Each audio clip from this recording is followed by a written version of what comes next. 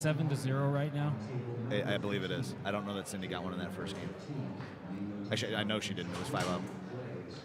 And now Noelia up 2-0 here, as she's gotten 2 from the back. So firing on all cylinders.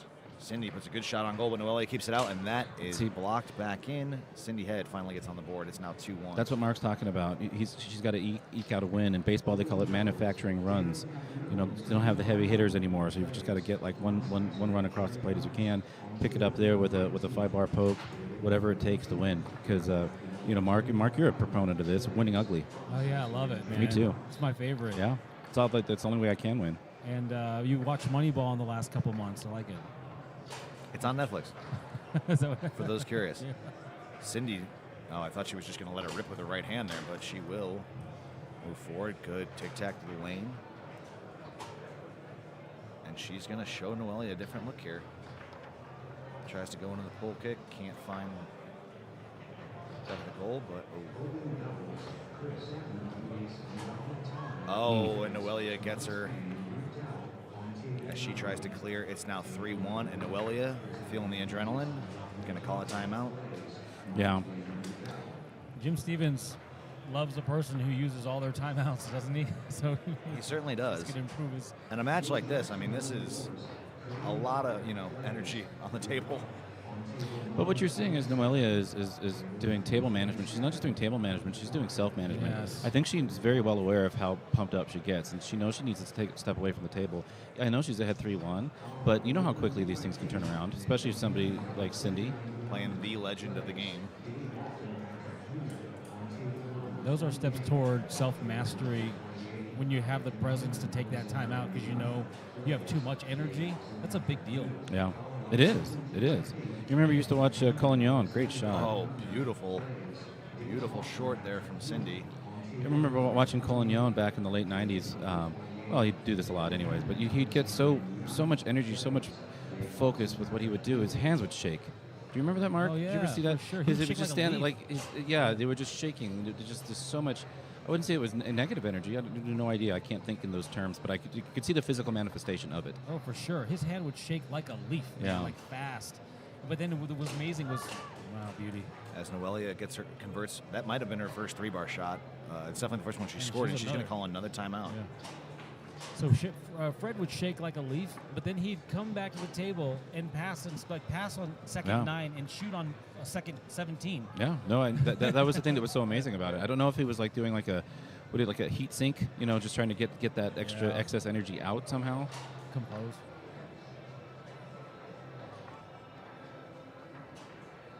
So timeout on the table. It is a 4-2 lead for Noelia Arcos, who did take game number 1. This is a must-have ball for Cindy Head. I would talk more about a changing of the guard, but I can assure you, until Cindy is blind and cannot get out of her wheelchair, she'll be playing foosball. She'll be playing foosball. There's no changing of the guard for Cindy Head. She's playing. She's in the winners bracket. You can play in a wheelchair. Oh yeah. It is. I mean, this is my first time actually getting to watch Cindy in person, and it is something to behold.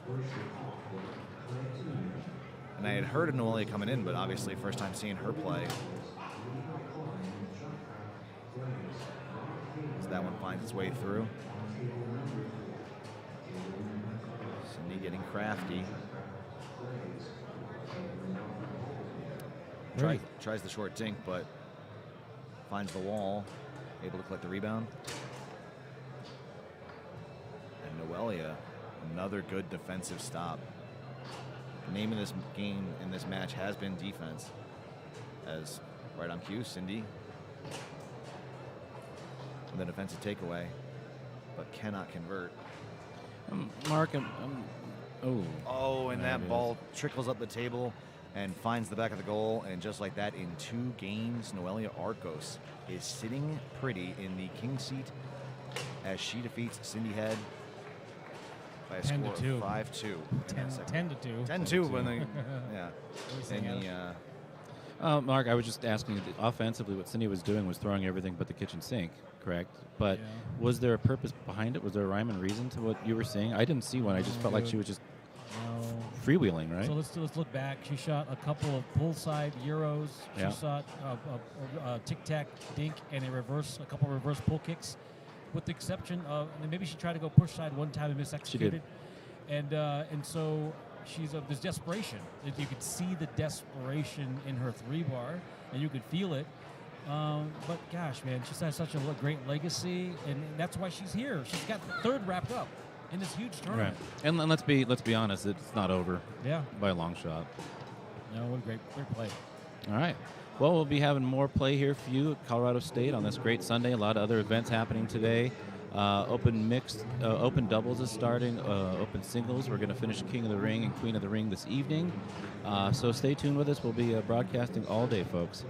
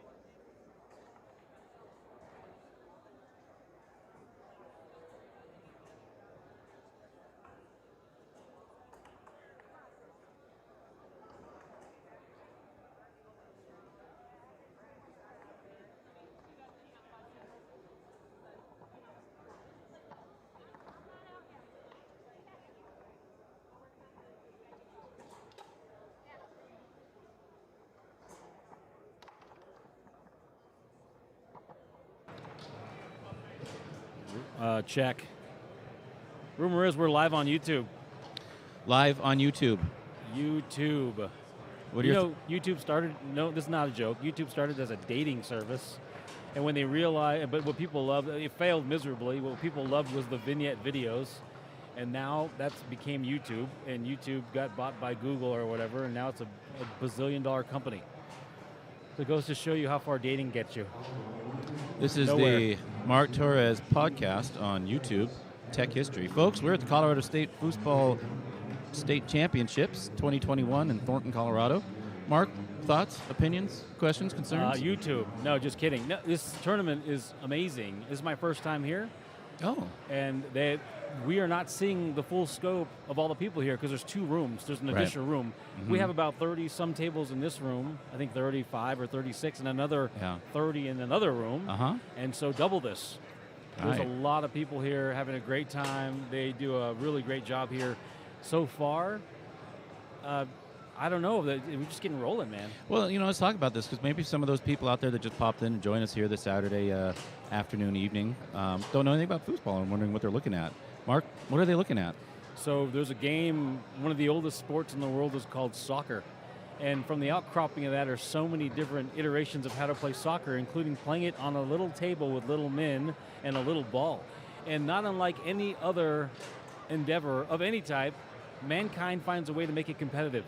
So over the decades, we now have people playing at a very high level, different tables all over the world. We're looking at the Tornado Foosball table, which is the American premier brand foosball table, and there are maybe between 400 and 600 competitive enthusiasts from all over the world here playing in this $50,000 prize money tournament. Mark, when you talk, I'm transported. It's like a Nova special. But yeah, we have that. How many globally? How many people do you think are playing foosball across all the different tables that exist? Oh wow, we did some work on this. We're really not sure. It's definitely in the thousands and tens of thousands. What's a bigger, more impressive number is the number of people that are aware of foosball or play casually and recreationally, because you could thousands of foosball tables are sold to homes every year. That's a good point. And there are so many people, like on my street, there's probably 1 or 2 homes that have a foosball table. There's probably more homes likely to have a foosball table than a pool table. Wow. But those people don't know that foosball exists as a competitive thing. That's true. I mean, and I talk to people about that a lot, and they ask me, what are you doing this weekend? I'm going to go to a foosball tournament and talk about foosball. Like, what is there to talk about foosball? And I was like, well, there's a lot. There's strategy, there's offense and defense, there's mental preparedness, there's physical training. There's a lot. It's a lot like any other sport. And when we start getting some matches up here, you can see. I mean, you see there is a legend in the sport. There's Cindy Head doing a little ball practice passing right now, and that's a high percentage way that foosball went from your basic kind of bar hack / stuff that was going on in the 60s and 70s to a more refined game where you're passing from your left hand, which is what she's doing there. Lost it, but she's passing to her left hand to her right hand, which is the 3-bar, to have a higher percentage shot, which you'll probably be seeing some other people doing shots here soon. So foosball, like any other thing, has been refined by, as Mark said, humanity's imagination and desires and need for competition. Getting back to this, you're probably looking at either the first or second winningest foosball player of all time. Number 1 is probably Federico Collignon out of Belgium, who is a maestro and has won every tournament and every premier event ever. Yeah. But Cindy, as far as American players go, is the winningest American, dominating women's events and events of all types for 30 years now. Yeah. And then right behind her, as far as Americans go, is Todd Lafredo, and he's here somewhere. He's from Colorado. So you're seeing and she's well past her prime. I think she may be in her mid-60s at this point, but you're seeing the skill that foosball players exhibit when they compete. You're seeing her do a bunch of different techniques. Shooting, passing, controlling the ball. And Mark, you're a lot more tech savvy than I am about these things. If somebody's looking to get into foosball, how do they start? Do they just look at a Facebook page? Like, what would they do? Yeah, so we have, there are all kinds of resources online. Facebook is an incredible start because you could type in probably foosball in your city or state and find out where the foosball tables are in your city or state. That's probably an easy way. And then if you're on Facebook, and I don't think you even need a Facebook account. I think the public pages, like Inside Foos is a public page, will branch you to what you're looking for. So there's foosball in your community somewhere, in a bar, someone's congregating, and you'll find a place to play or get exposed and hang out, have some fun. And getting to the table now and putting a wrap there on the right-hand side with the lovely gold jacket is Blake Robertson, who is the current, the reigning Tornado World Championships Open Doubles champion. And his skill level. Sorry, keep going. His skill level is, he is basically now entering his prime. He's been for years been on the tour, but he's recently just developed into that high-end player. And now you see he's shooting, setting up the ball using his wrist to shoot something called a rollover. So Blake Robertson is the reigning Open Doubles World Champion on Tornado and the reigning multi-table ITSF World Champion. So there's a competition that happens overseas. It kind of rotates between Murcia, Spain, Nantes, France, and I believe they had it in another location. But there's so they bring all the greatest tables in the world, and people play on their tables and on other tables and compete. So that's an incredible title as well. And Blake is going to be playing, there's a specialty event at this tournament called King of the Ring. King of the Ring is a singles event, and it's handicapped based on the skill level of the player. Blake is playing to get into the finals. So this match is for second place, and he's playing Danny Andrade, and that might be a rookie. Probably. We'll probably look him up and find out what skill level Danny Andrade is. A handicap system, not unlike golf or any other sport, equalizes, so it makes it more difficult for the higher level player. The higher level player has to score more points. And here we are. This is Danny. I think that's, well, maybe. Is it? Yes, he has to see his hat. That's the only way I know it's Danny. That's really awesome. I need a hat that has your name on it. Yeah. So a regular game, Mark, a straight-up game of foosball is usually one game is to 5. Each player has to get to 5. But in the handicap system, as you were saying, it changes. The beginners and amateurs only have to score 4. The next step up is rookie. They have to score 5. Expert has to score 6 points. Pros have to score 7, and masters have to score 8. Blake in the gold is a master. And I'm going to look up here what Andrade is to see what he has to go to. So Blake has to score 8 no matter what. If you're equally ranked, you play straight up to 5. But I don't think these two are equally ranked. It's probable that Blake will have to score 8 before Danny scores 4 or something.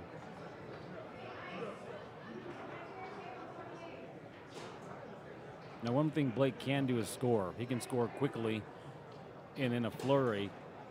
He's an offensive machine.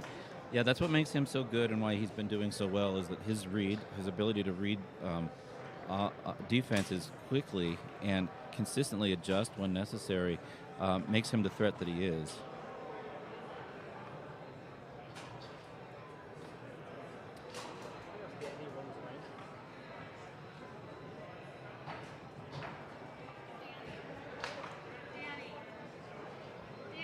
He's a rookie in singles. So Blake will have to score 8 before Danny scores 5. 5. It's not too bad for Blake. No, but a 3-point spread, anything can happen. It's a 2 out of 3, and it's single elimination, so they're only playing the one match. And so one of the things about this as well is that this favors the underrated player. For example, if Danny has expert level skill and Yes. he's ranked as a rookie, Yes. it's going to make it much easier. And when you say expert level skill, you're referring to the a more refined ability to pass, to score, and to have some mindset of how to block, right? Yeah, so I guess like any other sport, we keep going around this, but there are different parts. There's the physical piece of the game and a certain level of minimum competency, and then there's the mental part of the game, which brings you into the pro level and then mastery. And in this case, when we talk about an expert level has moderate to good skill on all the rods. Now there's a 5-bar rod. We'll call that the midfield to draw some analogy with soccer. And the 5-bar rod is typically used as a passing rod, and you could also score from there, but it's mainly a passing rod. There's the forward area, the offensive area, which is the 3-bar, so you try to get the ball to your 3-bar. There's the goalie area, the backfield really, and that's where they see the 2-bar rod and the 3-rod back furthest, closest to the point scoring. And so an expert player will have some level of competency executing on all of those rods. Yeah, that is, could not have said that any better than you just did. The mental side of the game, though, is where we get, what was the analogy I was looking for the other day that I was thinking of?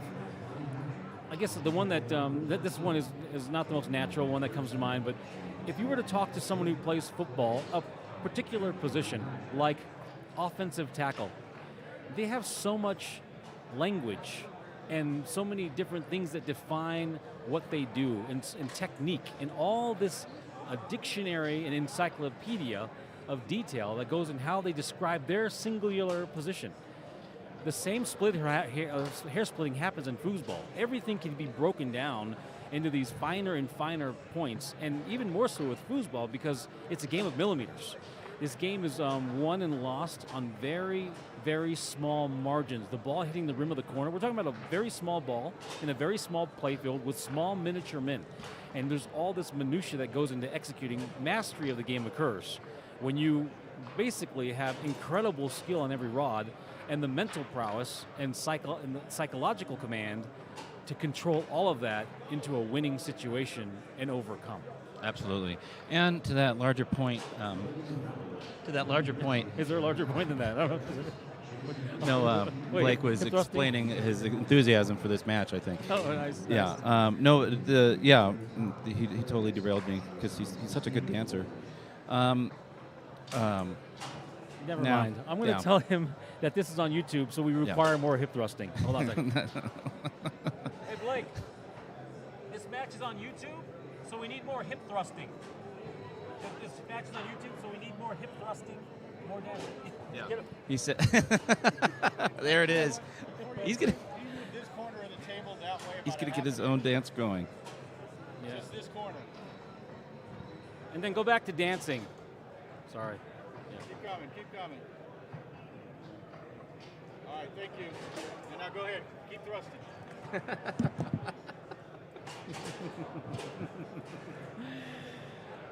Where do you think you're going? Huh? Where do you think you're going? What? Oh, did I look like I was exiting? I just want to get up for Jim. No, I'm fine. I'm just trying to, like, there's something you're talking about that I think that was really brilliant, because you're like outlining the baseline, like the foundational concepts of it, but then you start talking about the mental side of it. At a certain point, the execution, what you're doing, what you're going to see here if you've never played, might look like magic to you, but really the physicality that you're seeing, I wouldn't say takes that long to really get to. Yeah. To master and to know what to do with what it is that you are doing, that's a whole nother thing altogether. That's a great point, because in one day I can teach you how to shoot a push kick and a pull kick, and then just pushing the ball and kicking it with the middle man, pulling the ball and kicking it with the middle man. You can learn all the fundamentals, and the growth curve with the foosball is exciting because it's so huge in the beginning. You learn so much so quickly. But this is not my original idea. Someone else said it. The gap between an expert and a pro is very small, but the gap between a pro and a master is a chasm. It is. It's a massive gap, and the skill is equivalent. Yeah. It's mentally, the difference is mental. Yeah, because you could actually you could videotape probably a decent expert and a decent pro and a decent master, and you could probably videotape their practice routine without looking at who it is and look at it, and you would almost say, maybe if you've been playing a long time, you could maybe tell the difference, like who's who, but for the most part, what they're doing on the table is similar. Yeah. Just what the heck to do with it is the question, and that's where the masters are. That's where, and I think in any sport, really, you could say that. You know, I could throw a ball. Yeah. But, you know. Can you though? Okay, you called me out. I was just trying to connect to the sports fans. No, your point. If you're seeing foosball for one of the first times, these guys are going to hit the ball hard and fast. And even this guy, as a rookie who's here, he's going to hit the ball hard and fast. You might not even see the ball or where it's going. You're not going to really know the difference as a new onlooker on what you're looking at. But the pro or the master is going to be able to see the fine detail of how, why, where, all the technique differences. And the master is going to be executing more than the pro or the rookie or amateur by a long shot. They're just going to put the ball where they want it more often. Yeah, agreed, 100%. Couldn't agree more. Well, guess what? We got a great addition here. We're going to bring in Liz Hill. Oh, boy. Who's world champion, Hall of Fame player, and she's going to help support commentating this match. Let's bring in right here, Liz.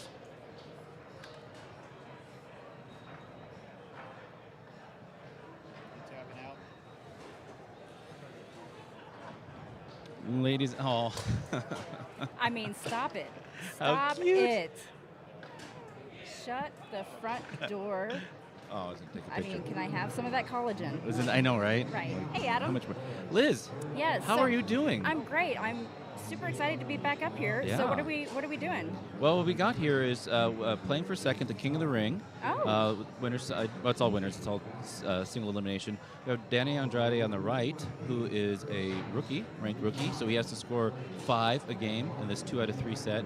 Blake Robertson, of course, on the left, being a master, has to score 8. This is on YouTube right now. It's being streamed live, so we might be having some folks that don't really know foosball. So we've been just kind of talking about it, like the differences. And Liz, you're a champion many times over. What do you think the big difference is between somebody that's just starting out and your Well, level? I you know? mean, oh my gosh, like you just have your eyes wide open, and hello to all of you out there who don't know foosball like we do in the professional world. But this is a really great event to squish together some goulash of a newer player and a professional player. We have Blake here on the left, who is a master player. He is a world champion player. And we have Danny Andrade. Danny on the right, and you said he's a rookie. He's a rookie, and we were saying that he probably is going to hit the ball pretty hard. Like, you know, at a certain level, Sure. the skill levels kind of maybe look the same, but what you do with what you can do is important. Absolutely. And, you know, going 8 points to 5 points, that's tough.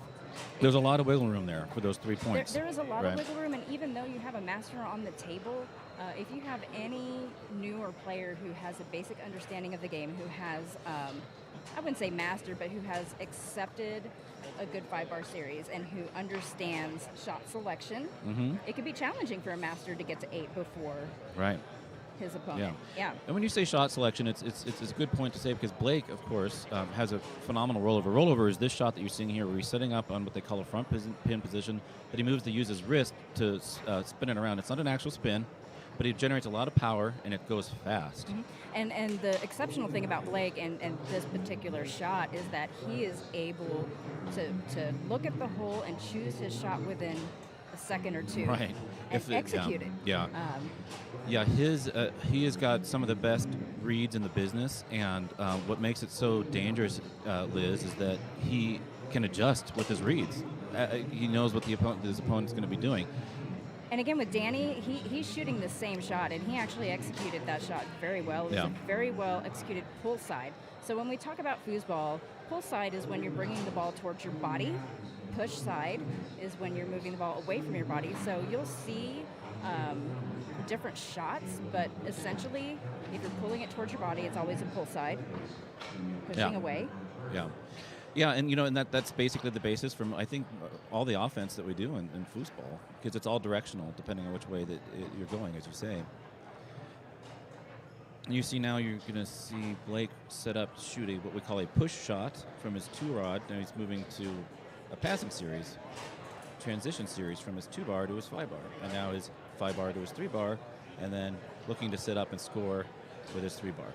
So, Adam, I think a lot of people out there who aren't familiar with the professional world of foosball don't realize that we have a rather extensive rule book and that we are managed by a set of rules. Oftentimes, we see referees at the table, and I'm sure that's blowing some minds right now, but it's not just about smashing the ball and spinning the rod. Absolutely. Right? Yeah. Very good point. And to that point, just the basics. Like we said, usually, this is a specialty event. Usually games are to 5 in a 2 out of 3 or 3 out of 5 set. And there's time limits on each rod. Absolutely. On the 3-bar, Liz, I don't know the time limits. Okay, so 3 bars, 15 seconds. Okay. Your 5-bar, which is your passing bar, that's and we name these rods 3 bars, 5 bars based on how many men are actually on that rod. And then your 2-bar is the front rod in the back with 2 men, so that is also 15 seconds. It's 15, and then the 5-bar is 10. 5 bars, right. 10. But you don't often see people take that long, do you? I mean, these days not so much. But in years past, I think. People did take more time. Yeah, they did. No, definitely. Matter of fact, so foosball has been around in earnest in the United States since the mid-'70s, the tournament soccer tour, completely different table, different generations playing it. But there was no time limits then.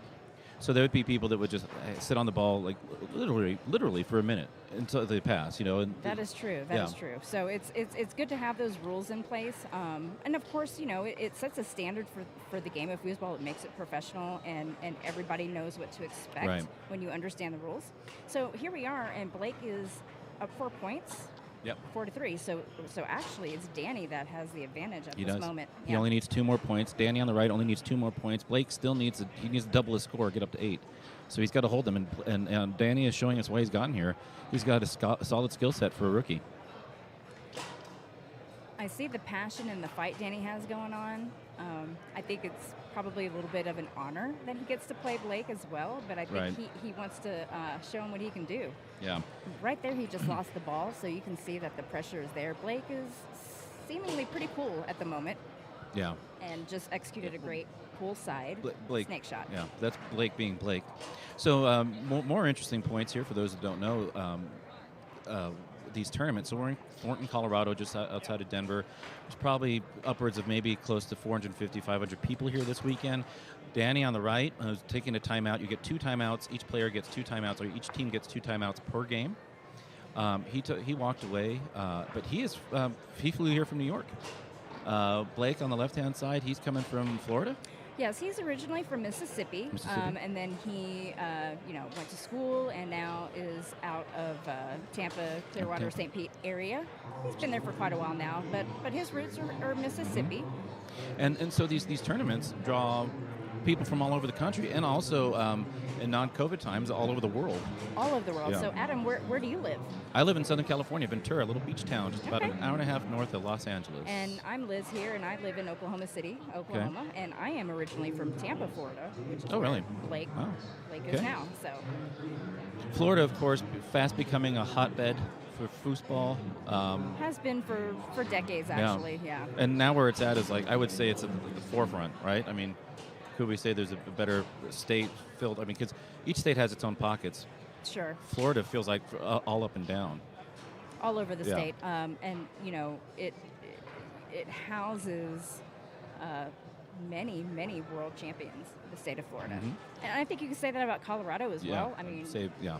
Steeped in history. So Blake took his time out, and right now you can see it's 7. Yes. Yeah, 7-3. So Blake has done what Blake needed to do, and he did 3 unanswered goals to keep. So now the advantage is definitely on his. And he's just got to sink this. Blake has a phenomenal 2-bar. When I say 2-bar, I mean shooting. He shoots offensively. We saw him passing, but he can hit the ball pretty hard and score. Sure, and I'm interested to see if he's going to do like a 2 to the 5 bar, or if he's going to actually try to execute something from the back, from Right. the goalie area. Looks Yeah. like a 2 to 5. Yeah. Which is, I think, the smart play here. I agree. I agree, especially when you're playing an opponent who knows Yeah. how to play the game, and he only needs a couple more points. Right. And what you're doing, and I think the game plan would be, you as Blake with the advantage, with the ability, needs to minimize possessions, drop things like this. Like, you minimize that by playing a higher percentage passing. Maybe not as fun, but it's definitely a high percentage to avoid things like this turnover and Great potential conversion. block. Yeah.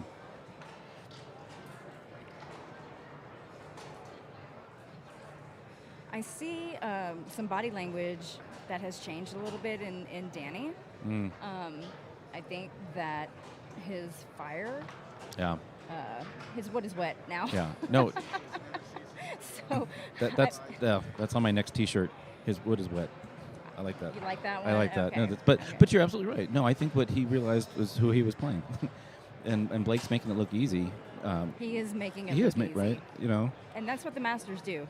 I mean, when you have put in your 10,000 hours Yeah. of table time Sure. and you earn the ranking of master, Mhm. you do make it look easy. Yeah, and I mean, I don't know anymore, because I remember, because I used to play heavily in the early 2000s, and there was it felt like there was at least, I don't know, thousands of players across the country, and maybe a small percentage of those were masters, right? Like maybe 100 or 150. And now I think it's as foosball evolves and does whatever it does, I think that number is even smaller now as we move into a kind of a different phase of foosball. So it is a smaller percentage to get to that rank. And one of the ways that they get to that rank, talking to them, there's a level of hyper-focus that they have that they put into playing at that level. Yes. And I think that's the big differentiation, because when you said 10,000 hours, that's probably an understatement, right? I mean, it's probably even more, Definitely. And okay, so here we are in the second game now. And it looks like the pace of the match has relaxed. Blake is already up 1-0. Yeah. I would love to see Danny keep fighting Yeah. and to make this exciting. Right. But Blake is still relaxed. He's still he is, and what he's doing is, and you know this very well, he's controlling the match. He's controlling the pace of the match. he absolutely is. He absolutely is. I mean, Danny's getting the ball. He's going to have to put together a lot more of an offensive onslaught, or just anything, really, just to get back into this. Mm-hmm. And interestingly enough, we know Blake as a forward, but he's actually been putting up some great Yeah, defense. and you knew, just as you say that, I was looking at his defense. That Yeah. This is what he's doing is something, there's a lot of different terms for it, but he's doing a post-over defense where his 2-bar is all the way over like that, past his middleman. And he Again, what a great block. those are 2 really good blocks. No, I mean, what he's doing, and for those that maybe just that are new to this, what he's doing is he's basically kind of like baiting it. He's baiting him to shoot that shot, but he's walking a very fine line. It's very impressive to see that. And then the ball fly off the table, and then Blake knocks it back off the table to get out of the possession. Just great defensive play.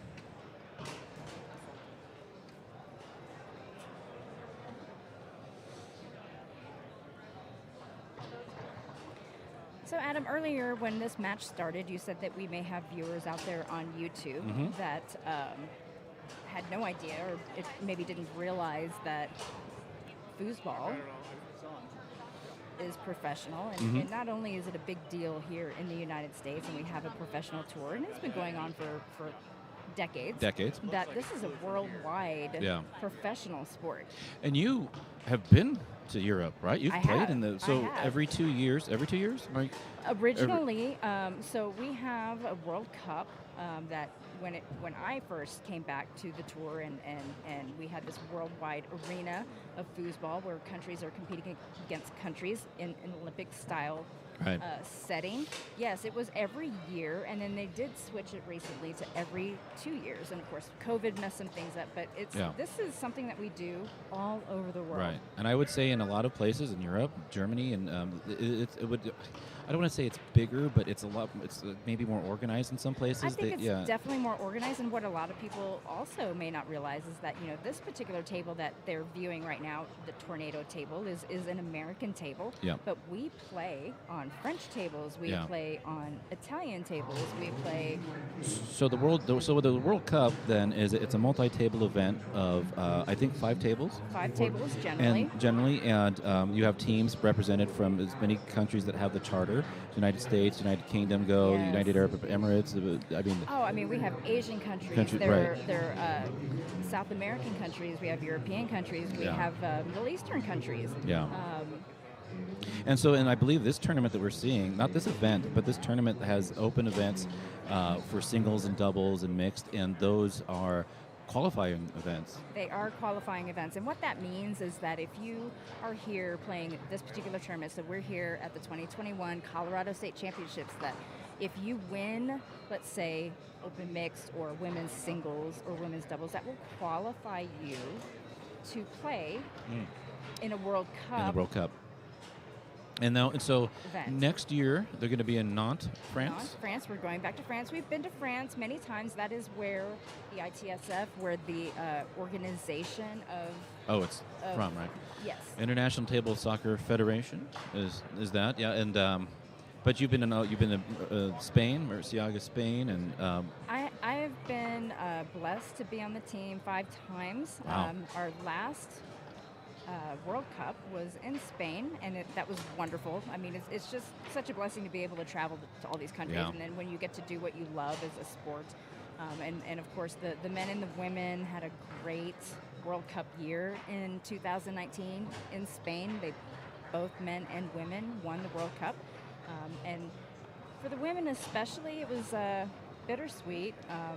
We've been there many times, and it was our first one. So the men have tasted that victory before. Yep. Not to take away from it, it was still spectacular. Yeah, but you always want to win. Sure. Yeah. So we see Blake is ahead 4-0, and it's all Blake right now, and Danny's just trying to figure out a way to get back into it. And even though Blake has the disadvantage, I think he's negated that. Now he's negated Danny's advantage with his ability, his consistency is really what's doing this for him. For sure. I mean, Danny's body language has definitely changed from the first few possessions in the first game. He is definitely discouraged. But you are playing a world champion foosball player, and Blake's not going to make it easy for him. A world champion this year, but also 2 years ago with... Yes.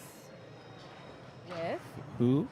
Well, Blake Robertson won his first open mixed world champion with me. With you? I know. That's how good you are. Super great. Yeah, that's awesome. And open mixed doubles is... I have a lot of passion for that event. It's really something special because you have men and women competing together and against each other, and you are really able to see all of our abilities and teamwork. Yeah, but I mean, I think even beyond that, it's because of the way that it's set up. There's more. I think the competition is much more highly concentrated in open mixed. I agree, and I would also say it's a little more stressful. Yeah, I have to. I mean, it was not something that I ever played much in. I don't recall, or that was not where my mind was when I was playing. But Yeah, no, I've been watching a lot of it this year, and it does seem a lot more stressful. And then, of course, Blake played with Ryan Moore Mhm. in this last World Championship tournament just a couple months ago, and won his first Yeah. Open doubles title. Hey, But Open. I get to claim his first world title. Good. Yeah, Yes, I'm glad yes. you do. You should.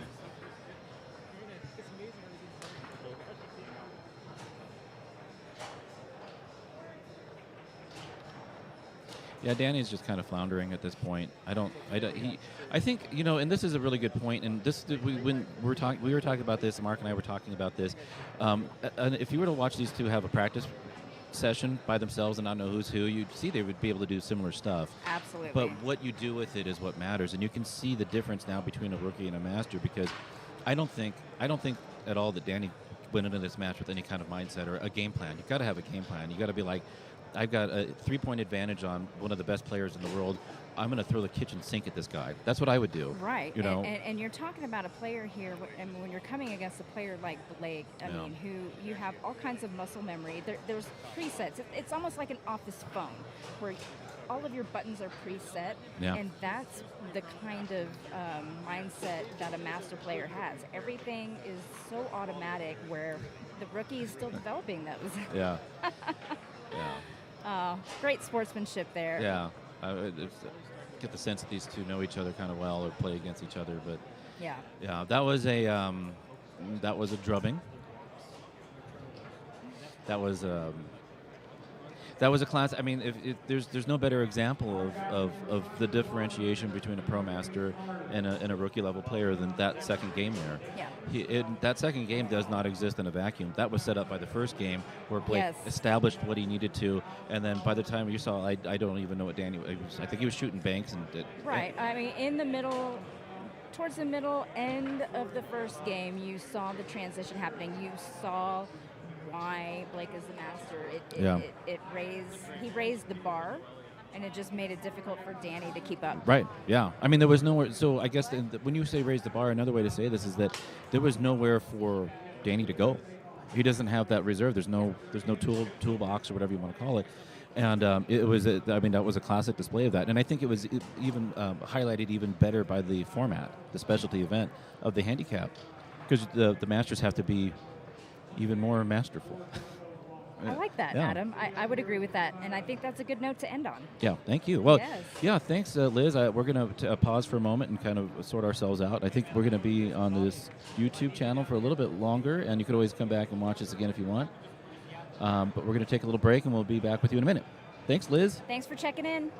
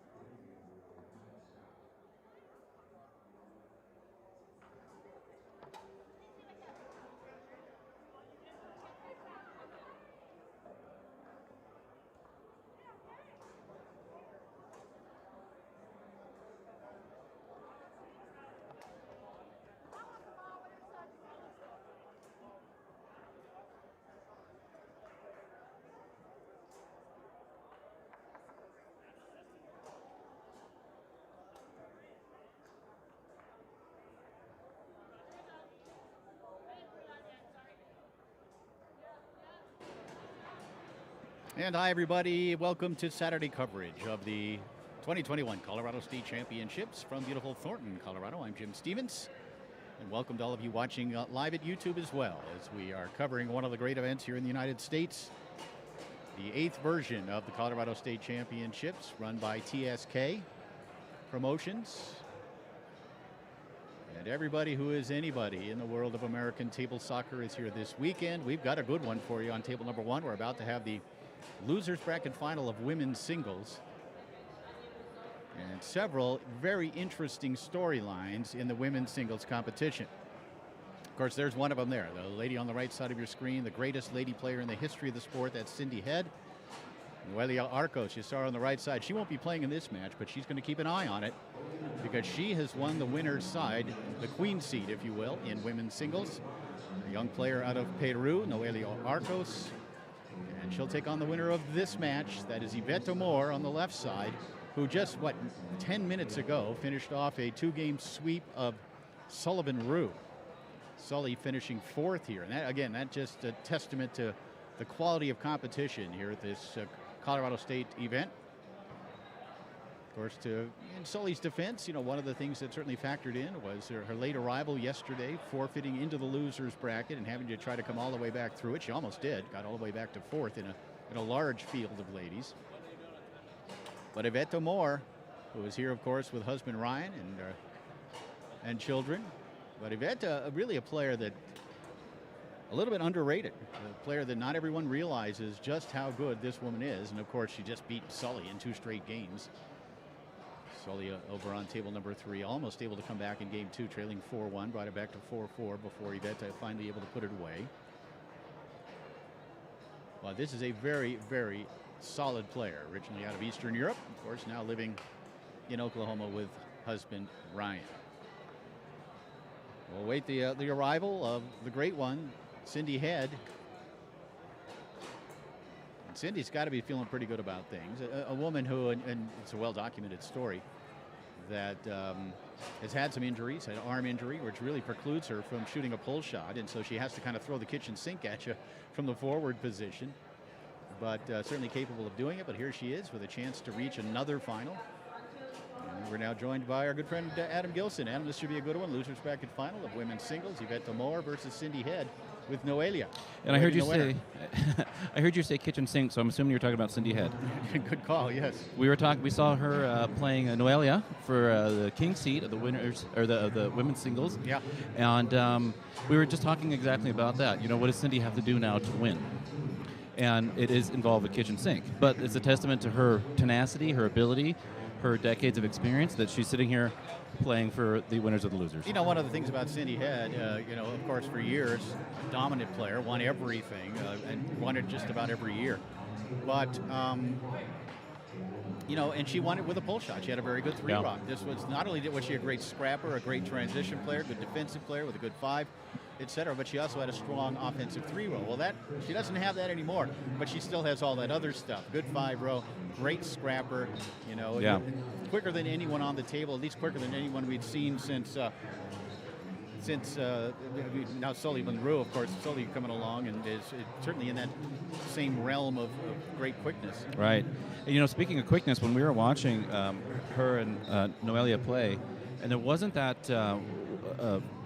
What was interesting about watching that is that it was like seeing a past version of herself. The same fire, there was the same fire on both sides, but the hand speed, a lot of those things that Cindy used to possess, and just the physicality, just wasn't there. But to see that, I mean, it's got to be kind of an analog to Tommy Orr Jr. playing Tony Spreedeman. It's interesting, because you certainly do get that vibe. We're joined now again also by Clay Toomey. Hey, Clay. Hey, morning, afternoon, whatever time it is. How's it going? It feels like morning. It does. Feels like morning. It's always morning until it's night.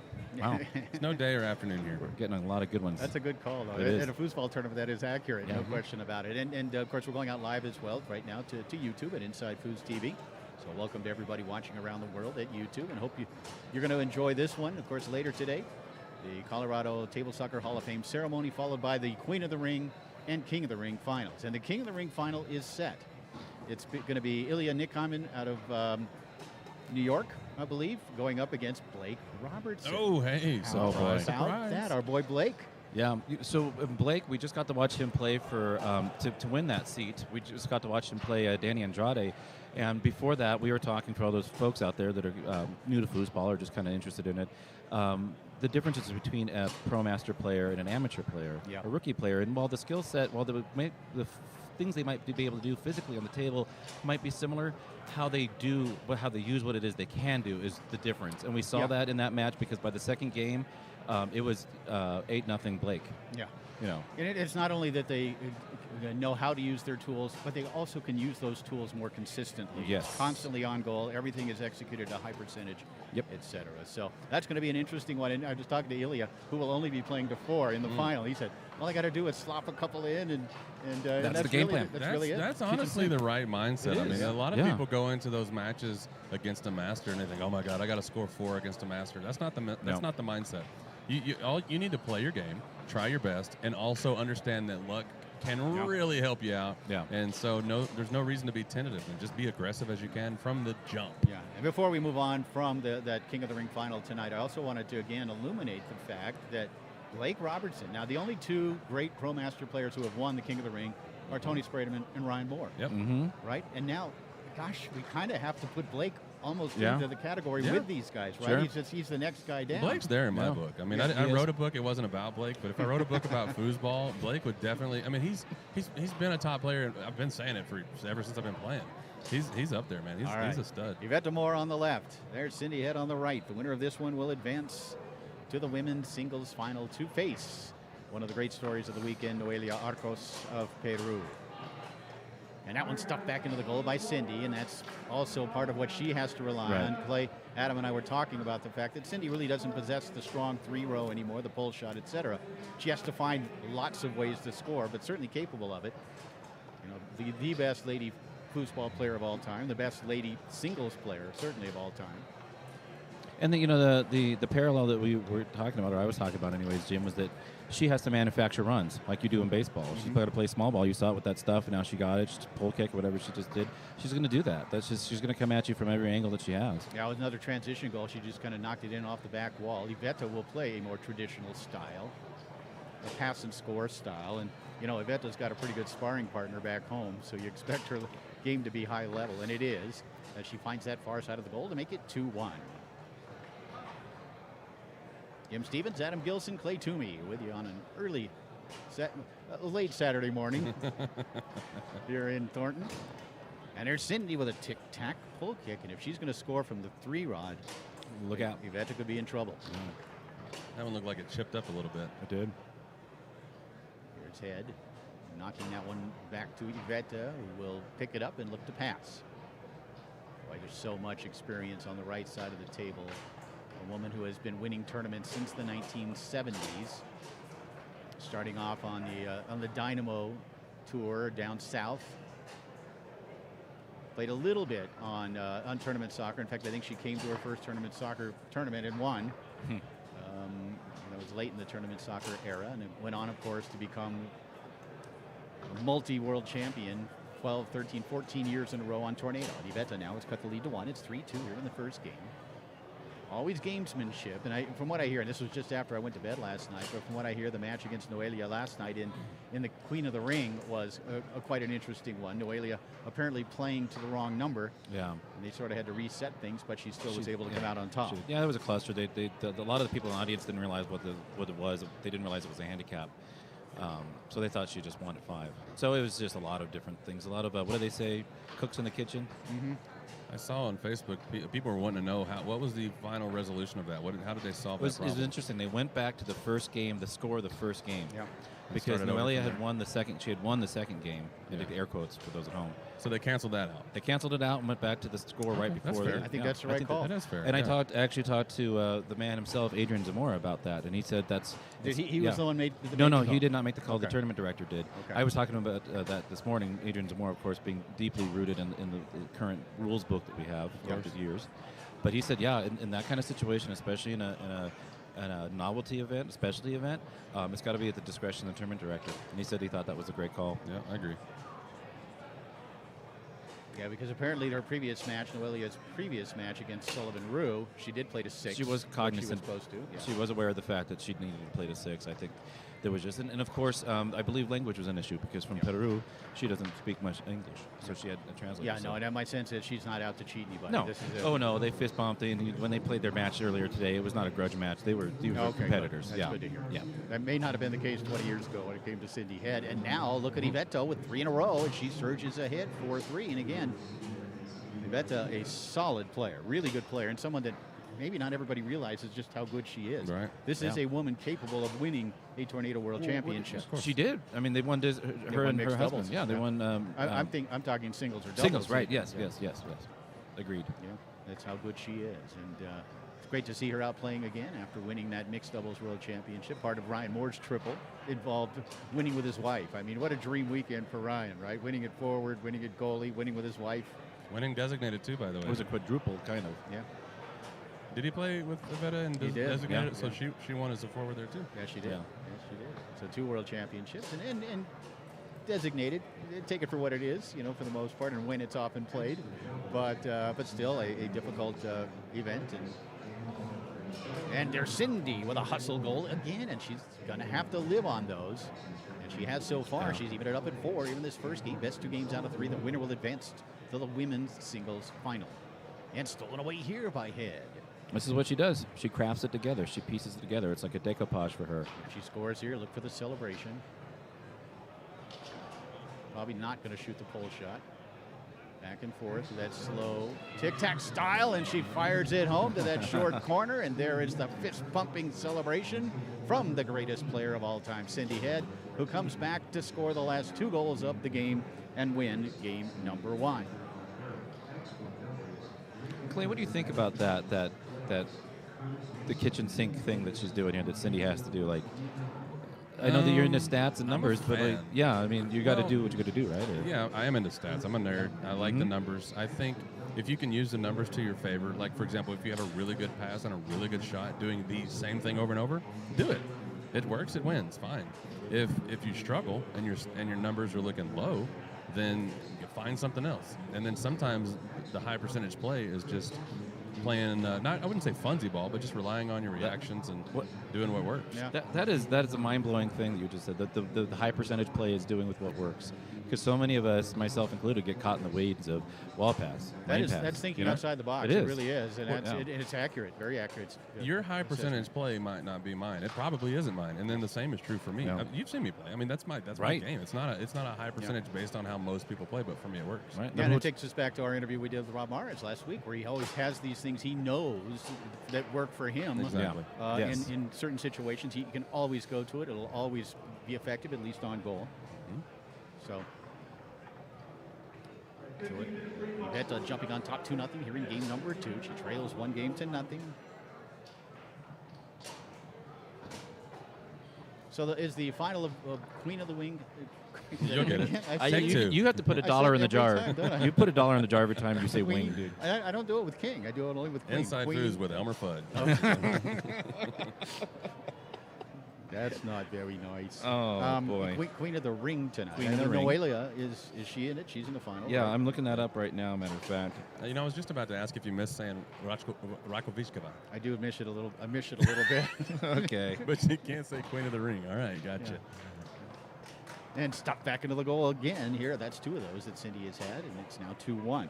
I had to take the gum It out is. of my mouth. It's to a say lot that. easier to say more for sure. Oh, wow. So it's Noelia Arcos of Peru and Vera Urbanovic from NorCal, but out by okay. way of, By way of Russia. By Yeah. way of Russia. All right. Yeah. Cool. So that'll be tonight after the ceremony, correct? That's right. Yeah. And there's Cindy again. That's her 3rd stuff of the match. Those It's are brutal. 2-2. So that's going to be a lot of fun. Yeah, the ceremony tonight immediately followed by the Queen of the Ring and the King of the Ring. And, of course, we treat those as heavyweight boxing Yeah. matches. There's gloves. They are. They're fun. Yeah, so the high percentage play for Cindy here is her reflexes, right? Yeah. I mean, that's what she's relying on. I've often done that. What are you looking at? I think we're looking at a jar. We can rewind it and look. I got to be honest. I wasn't looking enough to make a call. Looking either.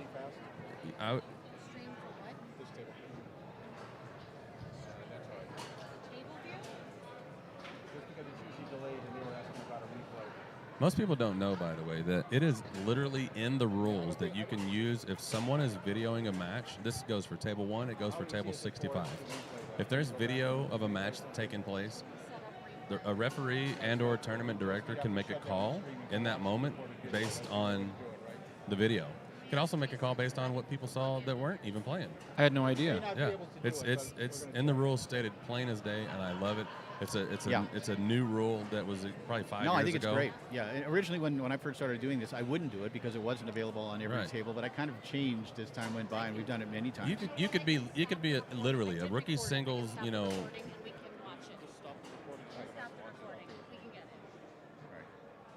we're looking for a jar, is what you're asking? By her or by you? Okay, on the 5. Okay. Let's go back on one side. Folks, we're looking to use technology here, Clay, to figure out if there was a jar call, or should have been a jar call. Right, go all the way to the end and then come back right before they go back a little. Yeah, I guess Jim was not interested.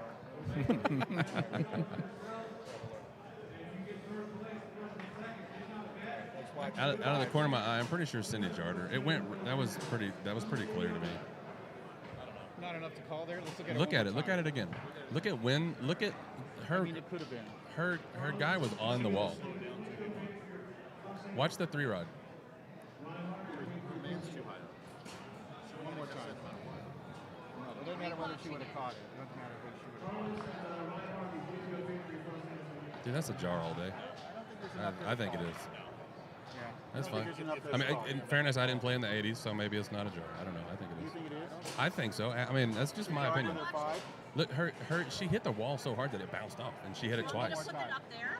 Yeah, look. One more time. Are we gonna let them? I don't think we should let them. And then take a vote. No, just get somebody to make a call on it. We're going to look at it one more time. I can put it up there in a second. Go ahead and rewind it back one more time. How do we slow it?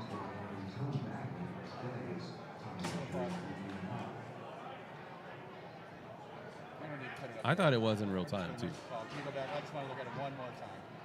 And if you can go in slow motion, that'd be great. How do I go in slow motion? Just VLC player.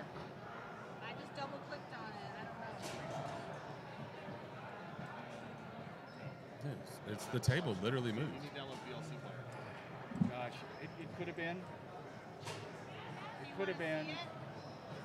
Let's just get an actual ref. Avetta doesn't. I'm sorry. This is nothing. Avetta doesn't drop that ball if she doesn't hit the wall, and that to me is the definition of a jar. But it also might Right? not. I don't know. Where's Tom You're at? On the video. I don't think there's enough. I don't think there's enough evidence to call it. If there's not enough evidence, then we. I don't think we can. I don't think we can overturn it. However, there's always giving it back on the 5 is always a nice compromise. This is where it's fun to know the rules because Avetta could just say screw y'all and go get a ref, and the ref could look at that. There we go. We're going to do what should have been done much earlier, and that's give it to her back on the 5. That compromise is a great one, and it's something that is used worldwide, and usually both players are okay with it. And here she does get the possession anyway as she goes through that high lane. It's 2-2 here in the second game. Where I grew up, they leading say 1 ball game to don't lie. nothing. True. Sometimes it's really obvious when we've reviewed, and jars are the hardest thing to review.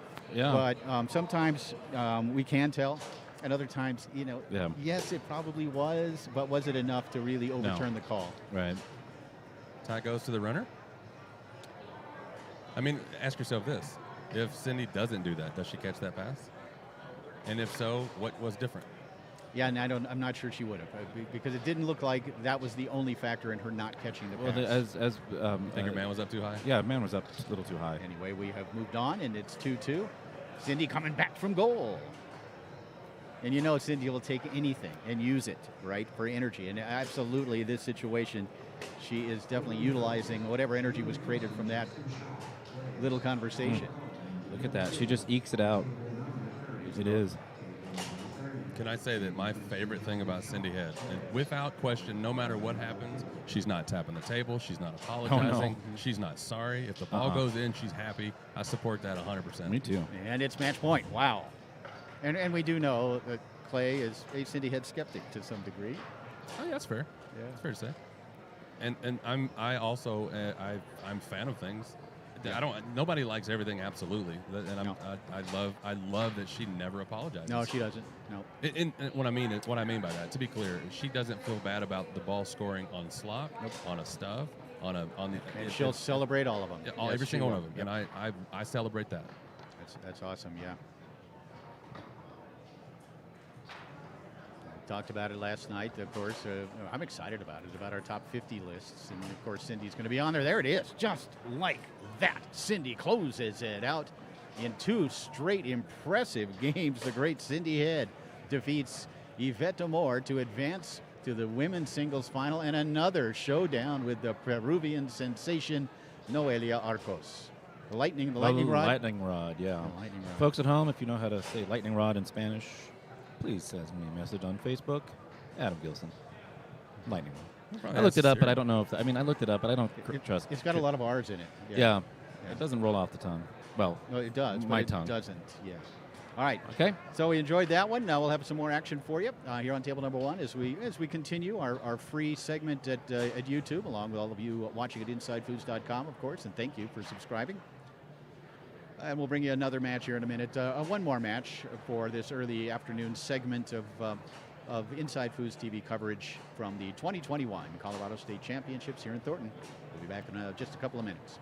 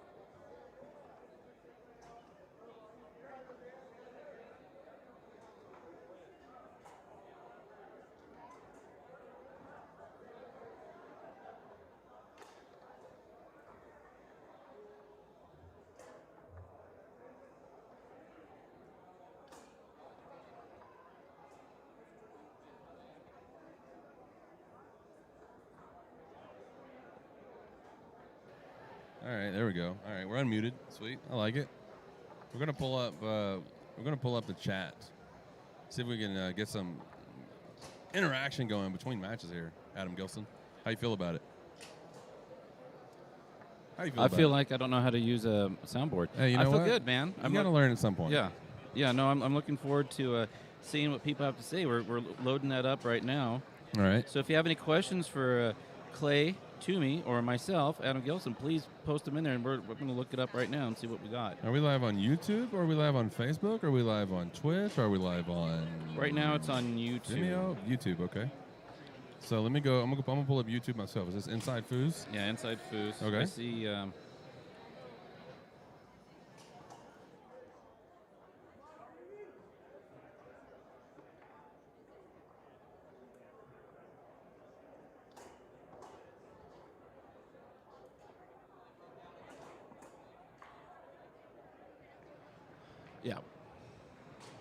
Yeah, we're just opening up the live chat here to see if there's any questions.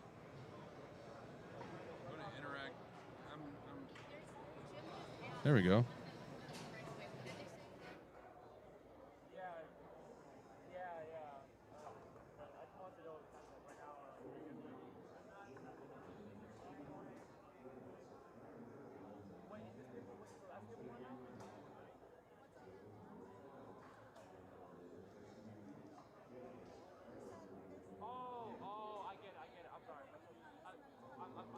So, all right, there we go. There we go. There we're back. All right. Hey, Jason. Hey, Tell you Jason Onstadt, where are you coming from? I know Jason out of South Dakota.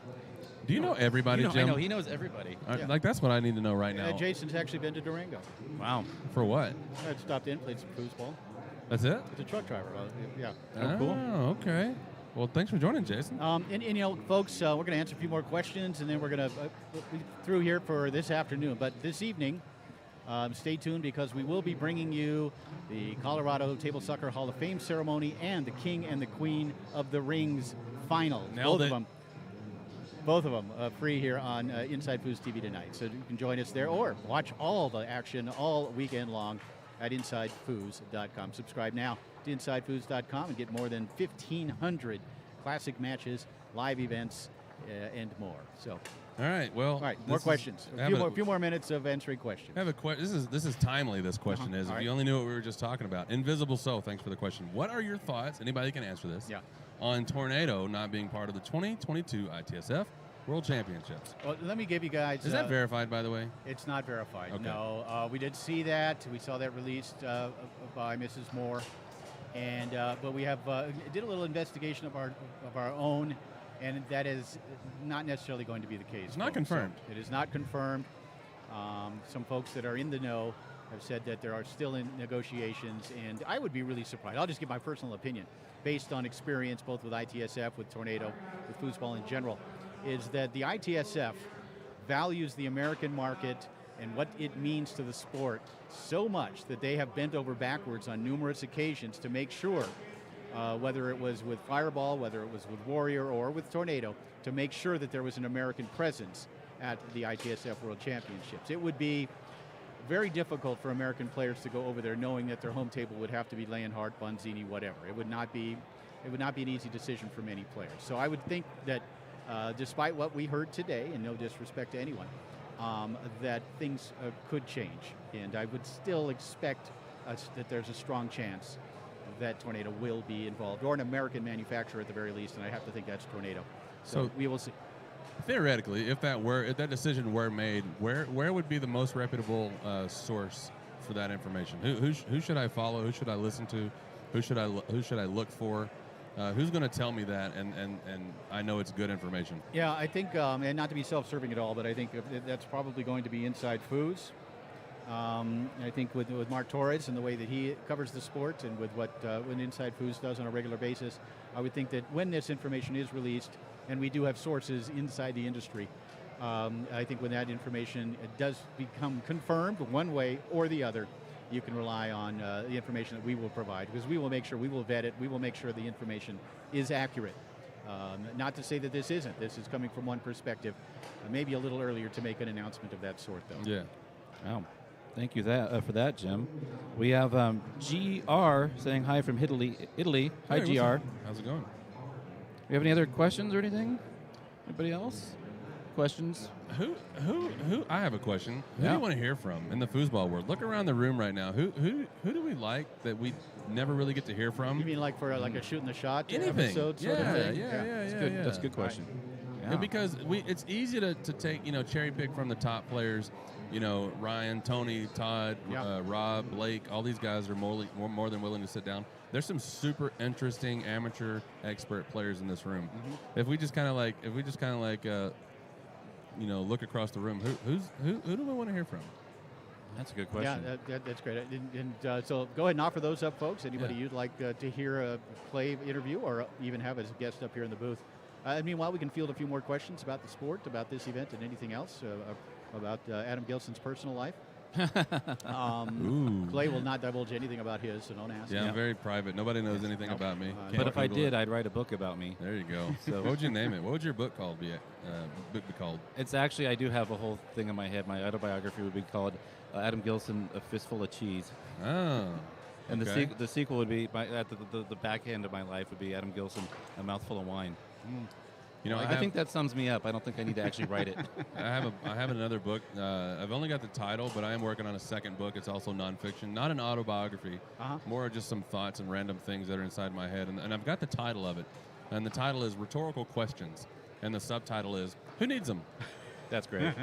I love that. Oh, hey, we got some people here. Look at this. So, Jason Onsot, Ooh, Trevor Park. Trevor Okay, Park, yeah. bring in Jedi. Herman, thanks for beef That's a team. good Local play. And Zeke says GR. All right, I cool. love it. Wow. Yeah, we'd already thought of Oh, Zeke. Zeke, It's yeah, funny. I was just looking at Jedi just a minute ago Yeah, and thinking, would I want to? And I went, The answer for me is no. No. I got a story about Jedi that I won't tell. Actually, I will because tell. from what I hear, he's not really a Jedi. Oh, I thought you were going to say he's not real.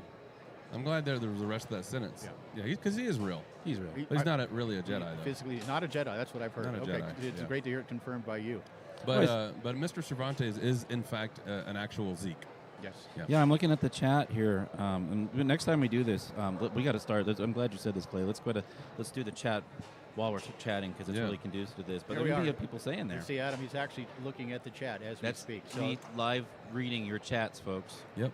What a time to be Here's alive. another one from Ice Boy. There's a name for you. Is the virus still affecting tournaments in the U.S. anymore? There were several tournaments held before vaccinations were made available that turned into super spreaders.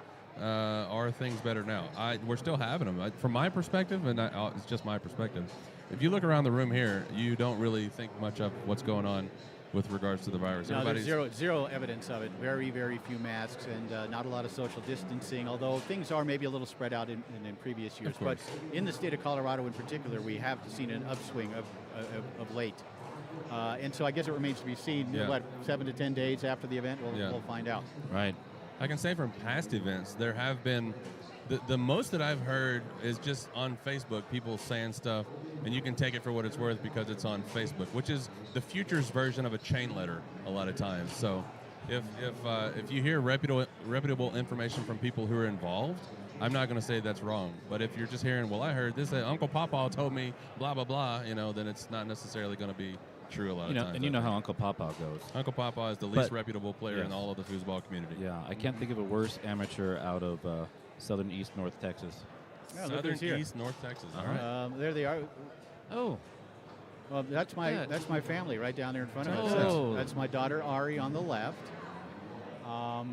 Those are your two greatest arts and crafts projects of all time. Yes, they are. That's my Oh, wife look at 'em. Amy in the center, my daughter on the right, my son Kian down there on the left. He is 7, Ari is 10, and my wife is. I'm up in a match, guys. I got to go. oh, hey, good luck, Clay. All right, we'll see you, Clay. Yeah, thanks for joining us. Looks like we have a match about to start here. And if we do have a match, we'll keep it live here for you, folks. Let's see. But just to finish real quick the thought, Yeah. I mean, we've had, I've been to 4 big tournaments this year, Jim, and I've heard only of one where there was maybe a couple people that got COVID afterwards, but otherwise, there's That been we no know of. incidents. And That we know again, of. yeah, we don't hear a Right. lot. We hear a few. Sure. I know from Bardo there were a few. There were a Some, yeah. handful in which we can extrapolate and say probably a few more than that. Yeah. But it remains to be seen. Yeah. And, of course, we are as careful as we can be. We're up here in somewhat isolation. We're dead center in the middle of the ballroom. I haven't even looked you in the eyes once today, Jim. That's how I social distance.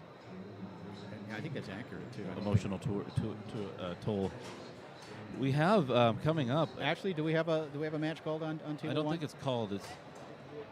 But it will be a rookie doubles final. Rookie doubles final. Has that been called on one? We've got an open doubles match on table number one. Thus, Garrett. Senior doubles winner, Garrett Schirkenbach. Yeah, it's going to be the senior doubles champions, Steve Biney and Garrett Schirkenbach, going up against the father and son team of the Balcos. And the Balcos. Mm-hmm. Eric and Jacob. All right, I think we'll keep it live here for you. Sure. For a little longer. Watch this match. Then we're going to shut it down, and Adam and I will take a little break before we come back for some primetime foosball later on. Don't forget, tonight, and I'm not sure what time that's scheduled, I'm guessing 7 or 8 o'clock Mountain Time tonight, the Colorado Table Soccer Hall of Fame ceremony, which should be a lot of fun. Robert Mares, Scotty Weidman, Kathy Warman, and Larry Davis all going into the Hall of Fame.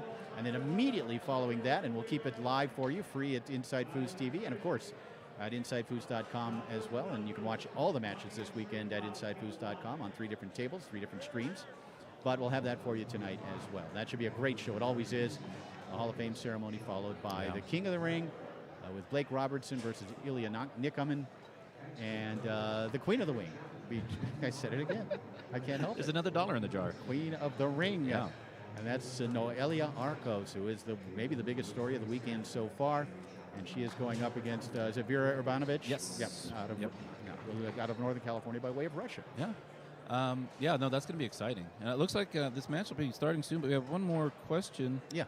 Maybe to field here from GR, and I think it's a good one here because we're in Denver.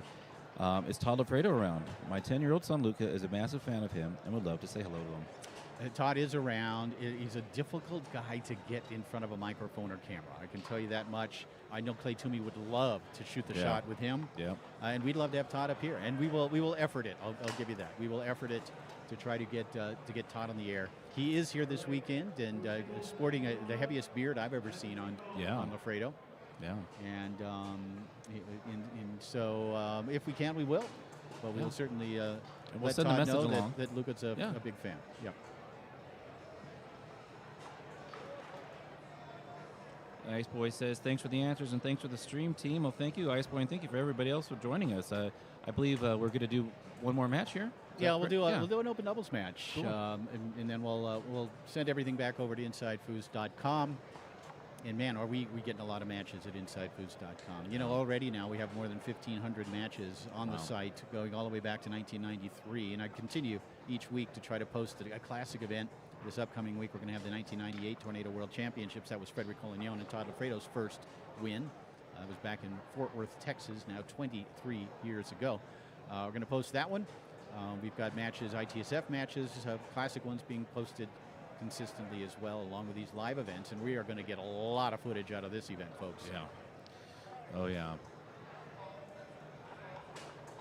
And today, of course, is the day, Jim. This is where the open doubles, open singles, pro doubles. You've got the expert doubles going on. I think expert singles must have started last night. I mean, it's all happening today. It's all happening in the castle. And that's not a metaphor. We are in a castle, a late 1980s. Yeah, I'd say that's accurate. Front range castle style. Mm-hmm. Is that? Yeah. Nailed it. I'm a quick study. Yeah. Now there's Todd Alfredo over there playing on table 32 with, who is that? I can't see his partner. It's Darren Bone. Oh, Darren Bone. Oh, okay. They play together. Oh. They do. Yeah. Yep. Darren's a great dude. Yeah, he's a funny guy. Yeah. All right, I'm going to step away for a minute, but we'll be back to bring you all the action from table number one here. One more match before we shut it down at Inside Foods TV on YouTube. But again, head over to InsideFoods.com and get your subscription. Be back in a minute.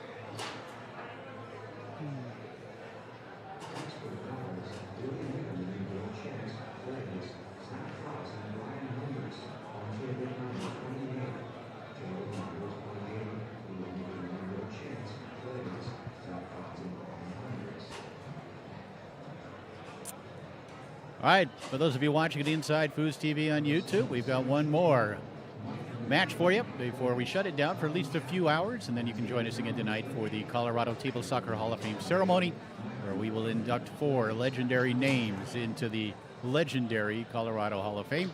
And then, of course, the King of the Ring final and the Queen of the Ring final. Hey, there you go. I just got to slow down when I say it, right? It's like you can't say Arnold Palmer. You have to say, if I have to inflect it at the end. Otherwise, I say Arnold Palmer.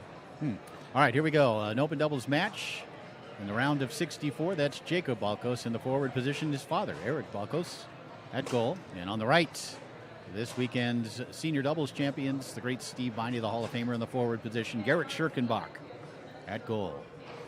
And if you're still there on YouTube with us, feel free to ask a question in the chat box. I'll keep an eye out. Yep. If you have any questions about what you're seeing. Speaking of seeing, the first time we saw Jacob Balkos was earlier this year, and Jacob and his father Eric, both out of the state of Minnesota, but they traveled down to the Denver area back in June or July, I think late June, for the national championships, and we had a chance to see young Jacob, and he was impressive. Yes, He was a good young player, a guy to keep an eye on as we move forward. Another one of these really good young players. These two are not so young, but they're both very good. They are very good, yeah. And again, look for an organized, well-developed performance from these two. As Viney will set up the pull shot and stroke it home. It's out there. It's 2-0. So, Jim, what you're going to get from a Biney and a Schirkenbach, what you're going to get is consistency. They're going to just keep coming at you in a way that is very prescribed. You're going to be seeing Garrett in the back passing, feeding his forward as much as possible to give him as many opportunities on his 3-bar to shoot and score. Here's Jacob. That one blocked and then rattles in for the Balkos family. And it's now 2-1. Jim, I've been talking about this since I set foot at Nationals this year. Yeah. I just love seeing all the kids. I love seeing the parents playing with each other, with their kids. It's just so much fun. It's so heartening to see the third generations coming out now. Isn't that something? Yeah. Do we have any fourth? Sorry. Hi, how are you? Fourth. Any fourth generations table Do we have any players? frogs? Who said that? Why? Ribbit. It's 3-1 now. Appreciate that. Yeah.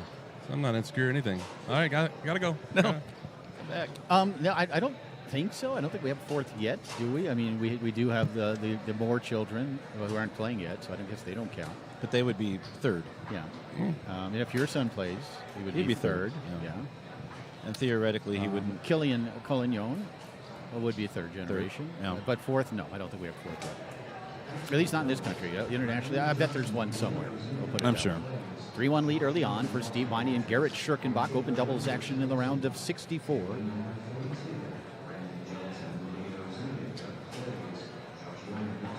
In the winner's bracket, Viney again.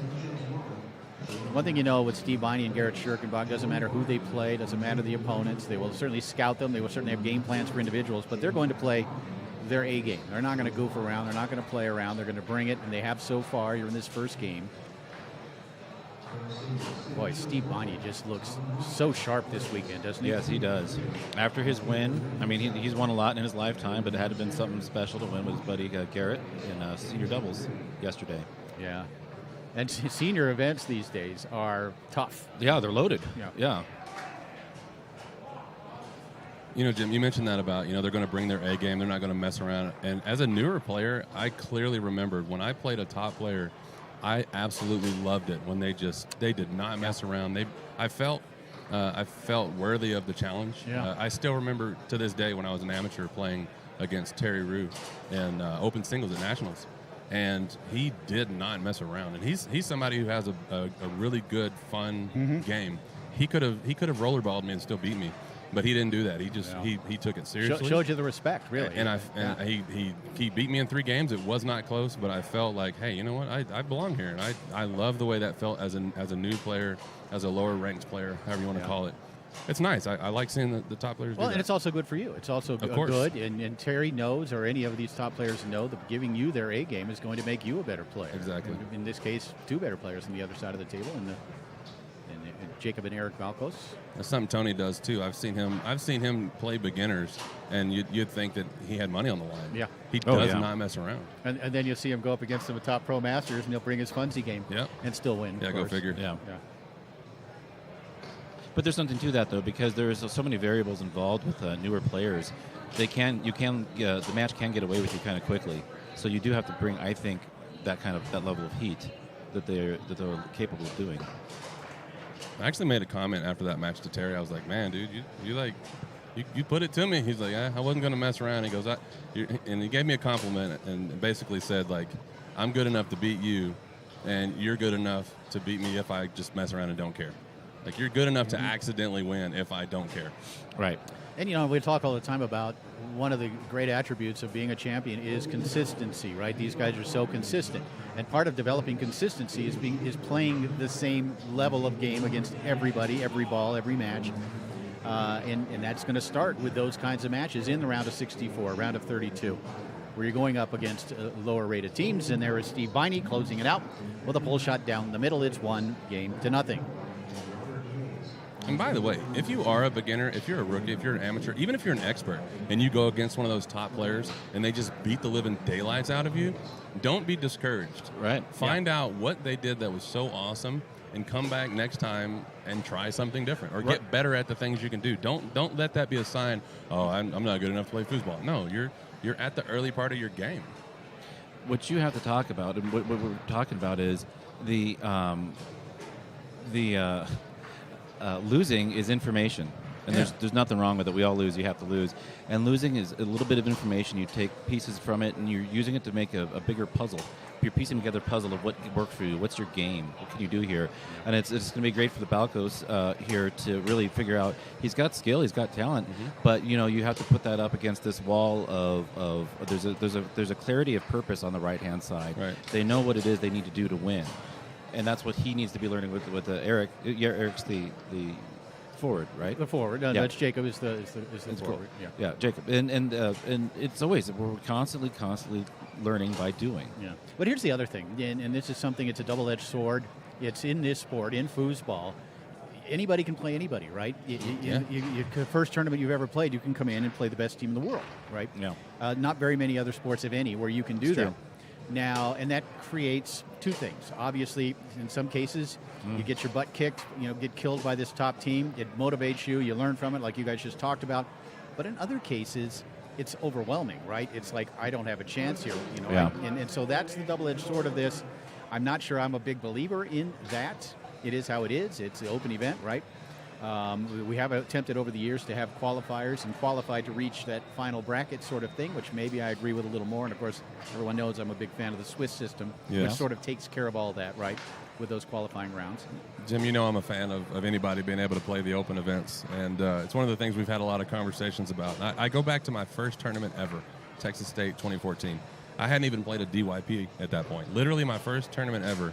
And as a beginner, I played Ryan Moore in the first round. There was only 64 people there, and I was the 64 seed. Ryan was the number 1 seed, and he beat the brakes off of me, and I loved it. I was so impressed and just amazed. But do you think you're the anomaly, or you're kind of? I think I'm an anomaly in some ways, but what I think, and my overall idea Shot on there this by Jacob to that near corner to make it 3-2.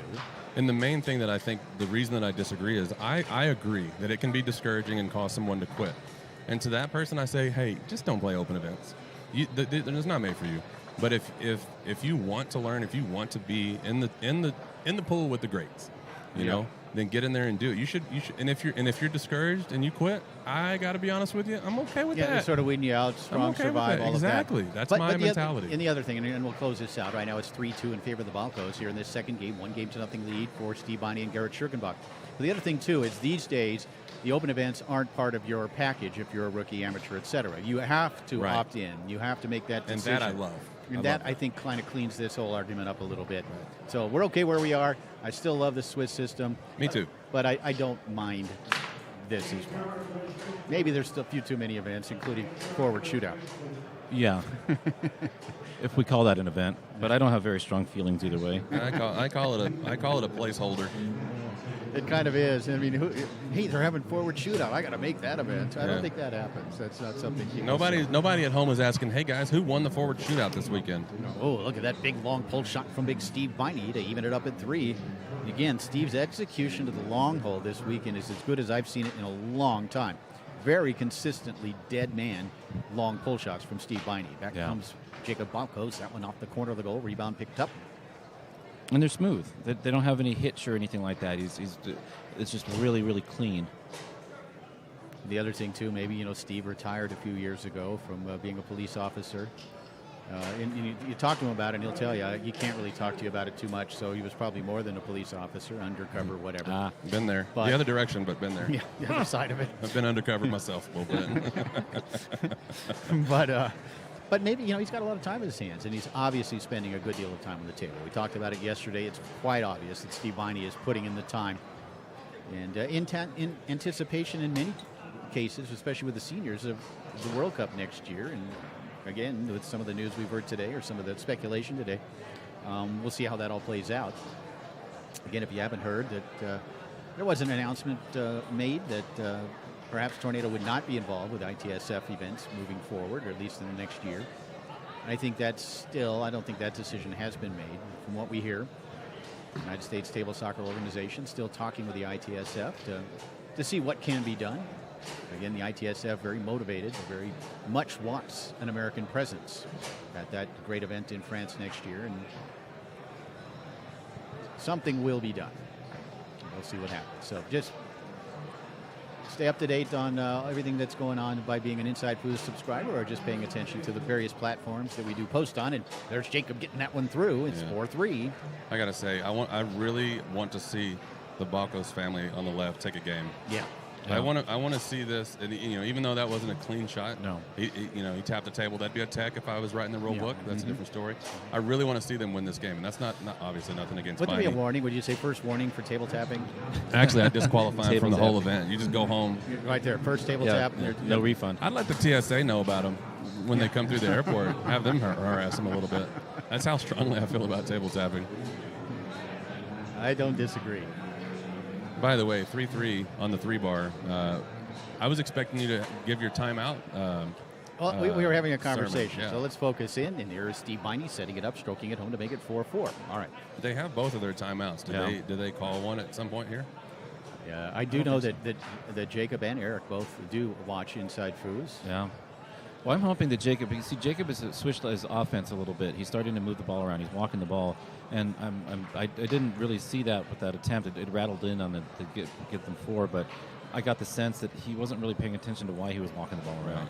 Yeah, with purpose. Movement for the sake of movement is what I'm saying. Yeah, it needs to be. You need to be getting information. Nice pass. And early on, and hopefully it evolves in that direction. But here he is with possession on the floor. And there you go. There will indeed call timeout. Now that pass and then the timeout. I'm so rooting for this kid right now. I am, but I got to tell you, I wish he'd taken 7-8 seconds before he called the timeout. Yeah.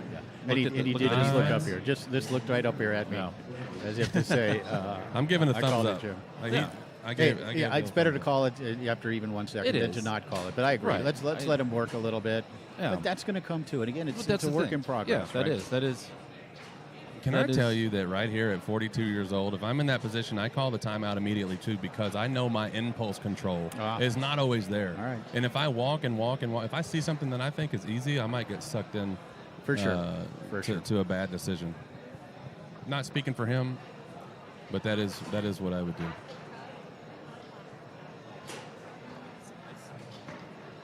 Yeah, and that one up into the air and off the table. Anybody else saying that, or just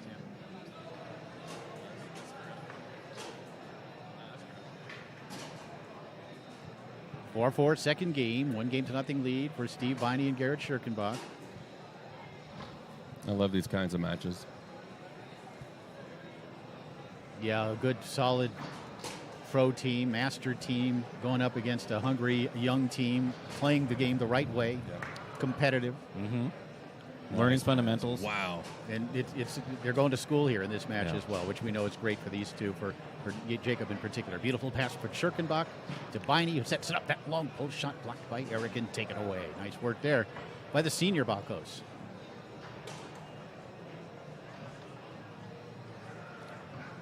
Of course, Dad still the second youngest player on the table.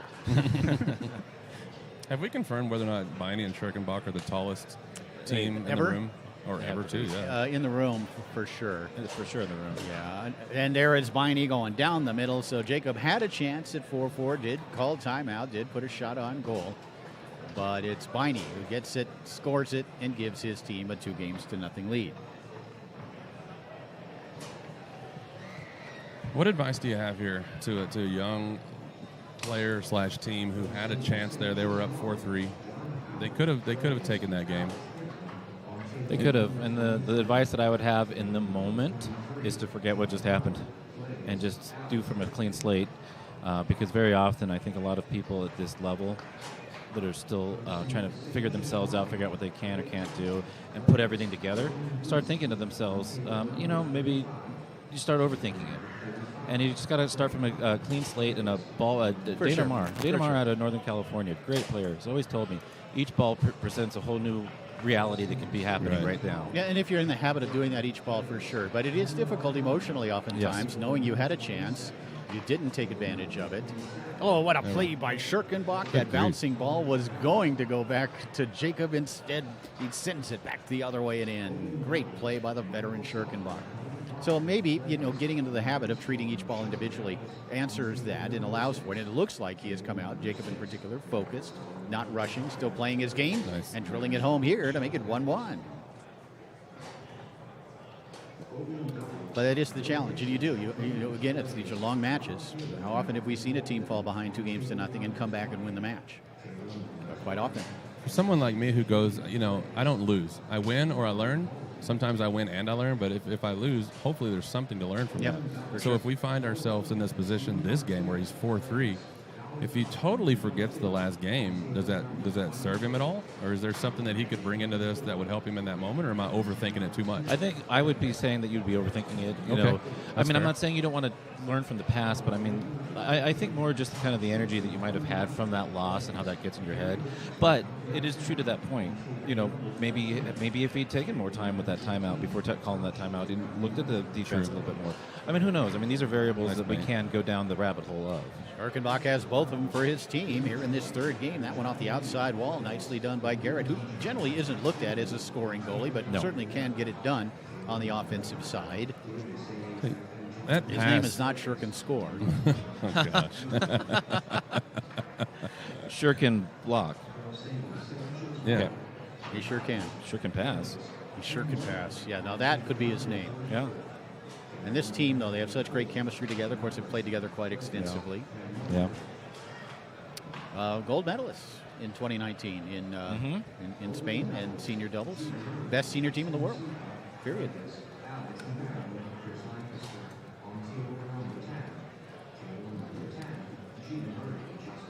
Thanks for all of you who are posting there. We are monitoring the chat. If you have any more questions, comments, anything else we can address, we will continue to do so while we're live. Steve Biney will set it up looking for a 3-1 lead. It has been an outstanding performance so far from Biney and Schirkenbach. This is, and we said it in that senior doubles final, just really high-quality foosball from both of these guys and as a team. Just very few mistakes, very focused, just outstanding ability and team effort from the team on the right. And there's Jacob coming back with that shot far side. Again, you like to see that, not giving up, continuing to play his game. I really like Jacob's 5. It's so good right now. I'm not doing stats, but at a glance, I bet you he's in the upper 50s. He might be in the 60s right now. His pass is looking really good. Do you trust anybody's eyeball of assessment more than Clay Tooby's on this stuff? No. I'll take it as fact. That's high praise to say almost 60, by the way. For those who don't know, that is Tony Spredeman territory. Yeah. It's match point, by the way, folks. We'll get a switch for the first time on the right side. For this 2-2 pass. From what I hear, and Jacob and Eric, both from the Twin Cities, are up in Minnesota. And I think the whole community up there, and there's a great, rich history of foosball in Minnesota. But the whole community has kind of embraced this kid. He's their great hope, because this is a very talented young player who and seems to have it both on and off the table. And there's Biney closing it out as an outstanding performance from Steve Biney, and Garrett Schirkenbach leads to a win over Jacob and Eric Balkos in 3 straight games. You know, this is a team, if they play like this is a team that could jump into that top 5 in open doubles for sure. Yeah, and I think for the Balkos, Jacob takeaway for what just happened there, it wasn't like they were ever really blown out. It was close. It was, and those are the things. It was. You look at the box score, they got 3 straighted, right? But it was close. They were never really, it was within reach here and there. And it's those tiny little differences, those minutiae. And frankly, I don't know. None of us can know what was inside of their heads when that was going on. But it's for them to go back and see what it is that they can internalize from that and learn from. Agreed. Yeah, I don't think that was that on paper it looked like, that wasn't even close. But if you're watching the match, there's nothing to be ashamed of there. No, for sure. And you think back to that second game when Jacob had a shot to even the match at 1 game apiece, right? He had a shot to do that, and that changes the complexion of everything. Yep. Of course, the way that Steve Viney and Garrett Schirkenbach were playing, eventually they're probably winning the match. They're not going to change their game. No. It's going to be interesting to see these 2 guys go up against Spratum and Morris or some of these higher-end teams. I just got a message, by the way, folks. It says here that I am going to be playing Sancho's wallet. You are? That's pro singles. Is that what it is? Yeah. You're in pro singles. Wow. I'm in singles apparently. Good for you. Get that on table 1, and Adam and I will go ahead and get that. Yeah, that's fine. Yeah, no. Yeah. Oh, I guess we have one more question here. Jason Onstadt is saying thank you, et cetera, and then he wants to know, what does it cost to subscribe to Inside Foos? Yeah, it's. I think we still have a deal available to you where it's about $8 a month. The full price is maybe $10 a month. And you get so much for that. And if you do want to subscribe, head over to InsideFoos.com. It's amazing how much stuff there is there. Yep. It's sort of the hub of foosball, certainly foosball media worldwide. We have events from all around the world, probably 20 different countries, going back 28 years now.